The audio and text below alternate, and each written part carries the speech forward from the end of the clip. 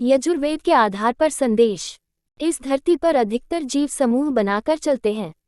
समूह बनाकर चलने की प्रवृत्ति अपनाने से मन में सुरक्षा का भाव पैदा होता है। मनुष्य का जिस तरह का दैहिक जीवन है उसमें तो उसे हमेशा ही समूह बनाकर चलना ही चाहिए। जिन व्यक्तियों में थोड़ा भी ज्ञान है वह जानते हैं कि मनुष्य को समूह में ही सुरक्षा मिलती है। जब इस धरती पर मनुष्य सीमित में संख्या थे तब वह अन्य जीवों से अपनी प्राण रक्षा के लिए हमेशा ही समूह बनाकर रहते भी थे। जैसे जैसे मनुष्यों की संख्या बढ़ी वैसे अहंकार के भाव ने भी अपने पांव पसार दिए। अब हालत यह है कि राष्ट्र, भाषा, जाति, धर्म और वर्णों के नाम पर अनेक समूह बन गए हैं। उनमें भी ढेर सारे उपसमूह हैं।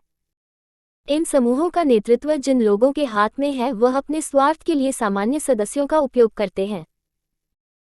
आधुनिक युग में भी अनेक मानवीय समूह नस्ल, जाति, देश, भाषा, धर्म के नाम पर बने तो हैं पर उनमें संघभाव कतई नहीं है।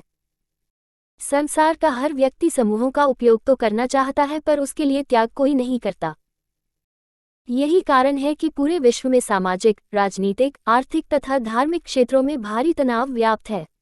यजुर्वेद में कहा गया है कि संभूर्ति च विनाशः च यस्तद्वेदोभेत्सः विनोशेन मृत्यायुन तीतवी संभूत्यामृतमश्नुते। हिंदी में भावार्थ जो संघभाव को जानता है वह विनाश एवं मृत्यु के भय से मुक्त हो जाता है। इसके विपरीत जो उसे नहीं जानता वह हमेशा ही संकट को आमंत्रित करता है।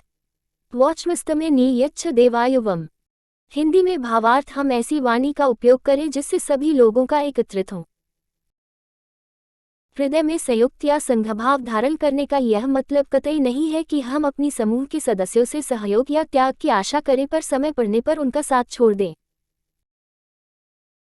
हमारे देश में संयुक्त परिवारों की वजह से सामाजिक एकता का भाव पहले तो था पर अब सीमित परिवार, भौतिकता के प्रति अधिक झुकाव तथा स्वयं के पूजित होने के भाव ने एकता की भावना को कमजोर कर दिया है। हमने उस पाश्चात्य संस्कृति और व्यवस्था को प्रामाणिक मान लिया है जो प्रकृति के विपरीत चलती है।